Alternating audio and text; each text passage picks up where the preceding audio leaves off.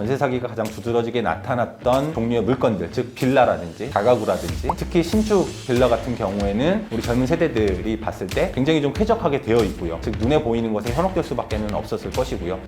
불분명하다라고 하는 게 가장 큰 문제였던 것 같습니다.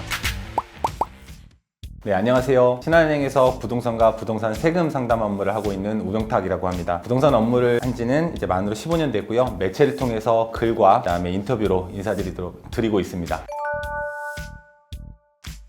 보통 이제 1910년 일제시대의 관습조사 보고서에 처음으로 기록이 나와 있다. 그래서 이 무렵이 시작이 된 것이 아니냐라고 말씀하시는 경우들이 많이 있는 것 같습니다. 이때의 기록으로 당시 집값의 50에서 한 7, 80% 수준에서 비탁금을 내고 차임, 즉 월세 없이 하는 임차의 기록이 되어 있기 때문에 이렇게 언급들을 하시는 것 같고요. 다만 이제 그 1910년 일제의 관습조사 보고서가 과연 최초의 기록이냐라고 하는 부분을 생각해 보면 그건 아닌 것 같습니다. 관습조사 보고서라는 것 자체가 그 이전부터 조선시대에 있었던 이런 제도를 기록해 놓은 것에 불과하고요. 그럼 이제 왜 1910년도 관습조사 보고서를 전세제도의 최초의 기록으로 보느냐? 인터넷에 그것만 나와 있기 때문이죠. 실제로는 18세기 정조 때 사람인 노상추라는 사람의 일기에서도 한양에서 전세금을 주고 집을 얻은 사례가 기록에 남아 있기도 하고요. 역시 18세기 때 황윤석이라고 하는 종 7품의 벼슬을 살고 있던 이제 관리의 일기에서도 당시 한양에서 하숙집, 지금으로 치면 하숙집의 월세를 살다가 초가집 매매 가격이 110냥 정도 되는데 이걸 매입해서 살지 아니면 전세 가격 60냥으로 해들어 살지 고민하는 이런 기록들이 나와 있는 것을 보면 실제 전세제도는 이것보다 훨씬 더 오래전부터 우리나라에 있었던 것으로 보여지고요. 그 당시에 이제 한양은 개성에서 수도를 고려해서 옮겨오면서 계획도시였기 때문에 토지를 무상으로 관리들에게 나눠줬습니다. 시기가 지나면서 지방에 있던 향반들이 서울로 올라와서 관리를 하기도 하고 반대로 서울에 있던 관리들이 지방으로 내려가기도 하면서 서울에 집을 가지고 있던 사람들은 거꾸로 그 집을 임대를 주고 나가야 되는 경우들도 생겼고 반대로 지방에서 올라오면 서울에 있는 집을 살 여력이 되지 않는다면 전세와 같은 형태, 즉 가사전당을 통해서 돈을 빌려서 맡기고 그다음에 집을 빌려서 쓰는 이런 구조들이 시작된 것으로 보여지고 있습니다. 전세제도의 장점이라고 한다면 통상 많은 사람들이 그렇게 인식하고 계시는 것처럼 집을 마련하기 위한 주거의 사다리 역할을 하더라라고 하는 것이 가장 큰 장점이 될 것 같고요. 기본적으로는 목돈이 월세와 같은 형태로 이제 다 소비되고 없어지는 것이 아니라 돈을 맡기고 집을 빌려서 상당 기간을 쓴 다음에는 그 돈을 실질적으로 고스란히 다 돌려받을 수 있는 구조가 되면서 그 사이에 소득을 통해서 그걸로 이제 내 집 마련을 하는 이런 긍정적인 요소들이 좀 있다라고 하는 점이 가장 큰 장점이 되겠고요. 반대로 단점이라고 한다면 이게 이제 민법에서 말하는 물건에 담보된 권리가 아닌 채권이기 때문에 최근 나타나는 것과 같은 임차인의 권리 보호에 있어서 채권으로서 가지고 있는 한계가 있다. 가장 큰 단점인 것 같습니다. 이러한 부분들을 보완하기 위해서 주택임대차보호법에 의해서 대항력의 요건이라고 하는 것, 즉 전입신고와 전입을 통해서 물건과 같은 효력을 갖도록 순위에 의해서 나중에 돌려받을 수 있도록 하는 제도가 강구되는 것이기도 하고요. 다만 이러한 채권을 물거나 일부시키는 이런 제도에도 불구하고 근본적인 한계는 있기 때문에 최근에 나타나고 있는 전세 사기와 같은 문제들이 생긴다고 봐야 될 것 같습니다. 애초부터 이 제도가 생겨난 것이 민간에서 그 수요, 필요에 의해서 임대인과 임차인 각자의 상황에 맞춰서 자연스럽게 오랜 기간 동안에 걸쳐서 생겼다는 점을 감안하면 이렇게 관습적으로 생겼던 부분들을 어떤 단점이 있다라고 해서 강제적으로 이제부터는 전세 계약하지 마라고 한다고 해서 시장이 그거에 대해서 바로 순응하게 될 건지에 대해서는 좀 의문이고요. 법으로 강제한다라고 하면 일정 부분 그걸 이제 따라가기는 하는 부분은 있겠지만 그 과정에서 예를 들면 암시장 같은 것들이 생길 여지도 충분히 있는 것이고요. 그렇게 강제하는 것만이 지금 나타나고 있는 문제들을 해결할 수 있는 근본적인 문제가 될 수 있느냐, 다르게 생각해 봐야 될 것 같습니다. 지금도 사실은 정확하게 얘기하면 이 법으로 강제를 하지 않는다고 하더라도 어떤 집에 전세로 들어가서 살 것이냐, 임차인 입장에서요, 아니면 월세로 들어가서 살 것이냐라고 하는 걸 생각해 보면 어찌됐든 여러 가지 조건들이 있기는 하지만 기본적으로는 임차인 당사자가 전세를 선택할 수도 있는 것이고 월세를, 그러니까 흔히 얘기하는 보증부 월세를 선택할 수도 있는 것인데 여태까지는 대부분 다 전세를 선택해 왔던 것이죠. 임차인에게 그것이 유리한 측면, 내 집 마련이라든지 이런 부분에 유리한 측면이 분명 있었던 것이고요. 월세처럼 소모되는 비용들이 아니다라고 하는 인식이 컸다라는 것도 바로 그런 부분이어서 전세를 강제적으로 없애는 것 자체도 힘들겠지만 그렇게 없애게 되면 다시 얘기하면 전체가 다 월세로 바뀐다고 하더라도 그때 가서 생기는 문제는 또 있을 겁니다. 시장 내의 모든 물건들이 월세만 되어 있다면 시기가 지나면서 조건이 달라지게 되면 결국 그 월세 비용이 올라가게 될 거고요. 지금과 같은 수준을 계속 유지하고 있을 수 없을 것이고 그러다 보면 오히려 세입자들한테, 그러니까 임차인들 입장에서 더 불리한 결과를 가져올 수도 있다는 점도 같이 새겨야 될 것 같고요.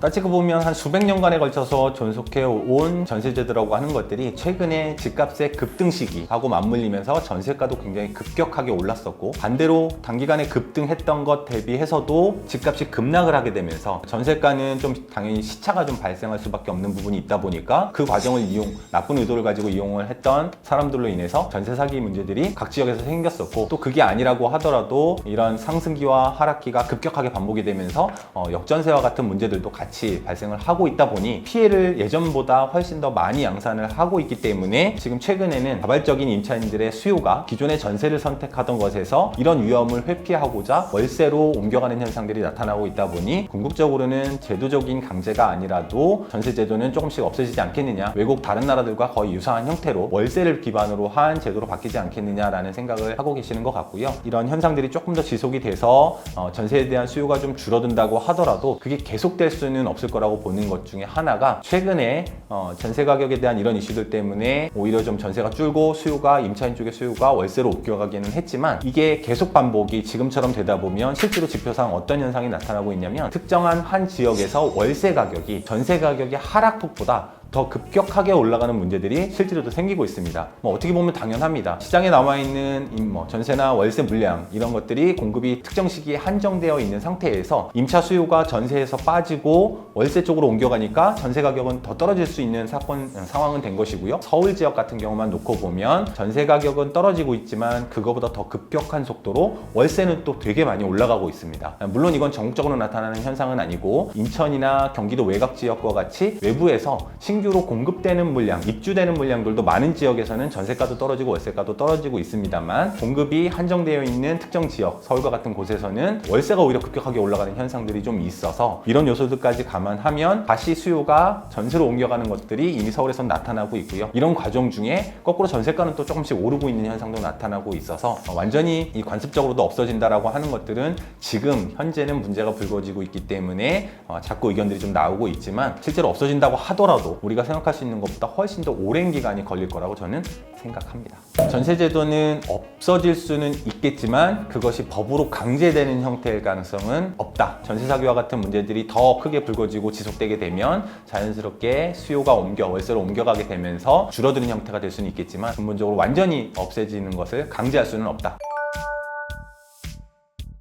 최근에 나타난 전세 사기와 같은 문제는 정보에 대한 공개를 통해서 어느 정도는 해소할 수 있다고 생각이 됩니다. 가장 근본적으로는 전세 사기가 가장 두드러지게 나타났던 종류의 물건들, 즉 빌라라든지 다가구라든지 이런 것들에서 문제가 생겼죠. 그러니까 왜 이쪽에 문제가 집중됐느냐라는 것들을 생각을 해보게 되면 시세가 불분명하다라고 하는 게 가장 큰 문제였던 것 같습니다. 특히 신축 빌라 같은 경우에는 우리 젊은 세대들이 봤을 때 굉장히 좀 쾌적하게 되어 있고요. 아파트를 수요로서 가져갈 만큼 돈이 충분하지 않은 경우에는 그거에 대한 대안으로서 빌라를 좀 찾으셨을 텐데 굉장히 깨끗해 보이는 것에, 즉 눈에 보이는 것에 현혹될 수밖에 없었을 것이고요. 다만 그렇다고 하더라도 기본적으로는 어떤 빌라의 시세를 정확히 내가 알고만 알 수 있는 정보들만 어느 정도 있었다라고 한다면 그 매매 시세 대비해서 과도한 정도까지 전세 가격을 아무리 좋아 보인다고 하더라도 들어가서 살지는 않았을 것입니다. 자, 그런데 그렇게 하지 못했던 이유는 결국은 시세에 대한 정보들이 충분하지 않았다는 게 가장 큰 문제인 것 같아요. 자, 그러면 이걸 해소할 수 있는 문제들 중에 하나는 뭐냐면, 적어도 국가가 나서서 이런 빌라들에 대한 시세를 판단할 수 있는 기준들을, 물론 쉽지 않겠지만 가능한 많이 좀 제공을 해서 하는 부분이 좀 필요하고요. 어떤 집을 어떤 사람들이 어떤 지역에서 얼마의 보증금에 월세 얼마에 어떤 면적을 계약을 했다라고 하는 정보들을 정부는 지금 들고 있는 상황이거든요. 2006년도 이전에는 원래 집을 사고 파는 거에 대한 기록들도 정보들을 취합하지 않았었습니다. 계약서만 존재를 했었던 것이고요. 그러다 보니까 정부도 매매 시세에 있어조차 2006년 이전에는 기록을 갖고 있지 않았는데, 2006년도에서 부동산 거래 신고제가 시행이 되면서 매매 거래에 있어서는 얼마에 어떤 면적을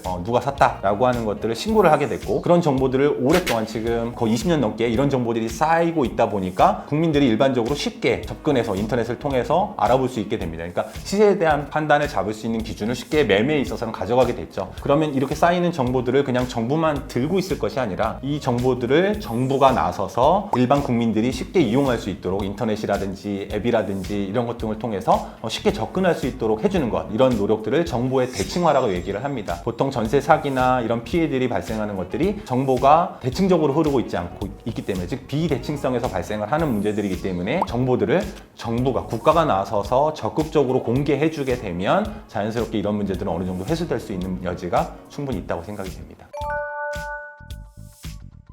정부로서도 지금 이제 그 임대차, 특히 빌라와 같은 이런 형태의 주택에 대해서 임대차 정보를 조금씩 더 공개하기 위해서 분명히 노력은 하고 있을 거고요. 최근에는 그 허그라고 하는 곳을 통해서 안심전세 앱이라고 하는 것들이 전세 사기 문제가 불거졌을 때 새로 만들어져서 일반 국민들도 시세에 대한 것 혹은 집주인에 대한 정보들을 조금씩 파악할 수 있게끔 되었습니다. 최근에는 이 정보를 조금 더 강화하고 있어요. 그러니까 신축 빌라 같은 경우에도 주변에 있는 인증된 부동산 중개업소를 통해서 이 집은 얼마 정도 합니다라고 같이 평가를 하게 하고, 한국부동감정원을 통해서 이 평가된 가격이 적절한지에 대한 것도 판단해서 같이 올려주고 있고요. 또 집주인이 세금을 연체했는지 혹은 이런 전세 사기, 보증 사고를 내지는 않았는지 이런 정보들을 좀 더 실시간에 가깝게 공개를 하고 있기 때문에 집을 구하시려고 하는 세입자분들 입장에서는 아무리 급한 마음이 좀 드시더라도 지금 이제 공개되어 있는 범위 내에서 이런 정보들을 최대한 찾으려는 노력을 좀 하실 필요가 있고요. 그럼에도 불구하고 조금 불안한 요소들이 좀 여전히 있다라고 한다면 스스로 할 수 있는 가장 안전한 방법은 역설적이게도 월세를 자발적으로 좀 선택해서 보증금을 낮추고 월세 비중을 조금 더 비용이 부담이 되더라도 조금 더 늘려서 가는 형태가 지금 현재로서는 가장 좋은 방법일 수는 있겠다, 이렇게 말씀드릴 수 있겠습니다.